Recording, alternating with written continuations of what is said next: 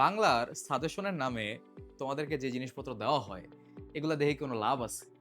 কেউ কি বলতে পারবে যে এই জিনিসটাই বোর্ডে কালকে তোমার পরীক্ষা আসবে আল্লাহ রব্বুল আলামিন বাদে? না, কেউ বলতে পারবে না। তো এইসব সাজেশনের পিছনে দৌড়ানো বাদ দাও। সাজেশন কার কাছ থেকে নিবা? যার কাছে সারা বছর পড়ছো তার কাছ থেকে নিবা। এখন তোমাদের জন্য গতকালকে সারা রাত না ঘুমায়ে আমি কতগুলা ভিডিও বানাইছি, সেগুলোকে কম্পাইল করে আজকে আপলোড দেওয়া হবে। কি জানো?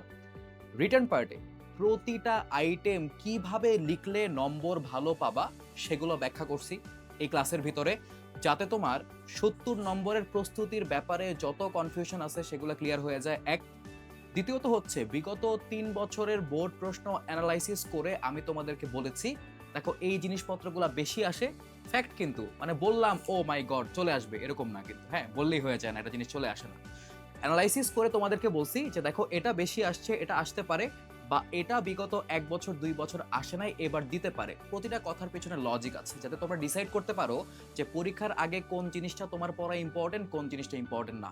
তো এটার জন্য কি করতে হবে? লিঙ্ক দেওয়া আছে, চলে যাও, ক্লাসটা করে ফেলো। যদি লম্বা লাগে 2x দিয়ে করো, সমস্যা নাই, আমার কথা বুঝতে পারবা। আর ব্যাকরণ নিয়ে যদি তোমাদের সমস্যা থাকে, ভাইয়ার ১০ ঘন্টা ১৫ মিনিটের একটা ভিডিও কিন্তু অলরেডি আপলোডেড, সবকিছু পড়ায় দিছি। অ্যাটলিস্ট আমি এটা বলতে পারি যে এই ১০ ঘন্টা ১৫ মিনিটের ভিডিও থেকেই তোমার ৩০ মার্কের এমসিকিউ আসবে। ঠিক আছে? এই যে এই চ্যাপ্টার ইম্পোর্টেন্ট, ওই চ্যাপ্টার ইম্পোর্টেন্ট, এখান থেকে ২ টা লাইন পড়ে যাবো, এখান থেকে ৩ টা লাইন পড়ে যাবো, এগুলো দেখে আসলে লাভ নাই। বইয়ের বাইরে থেকে প্রশ্ন হবে না।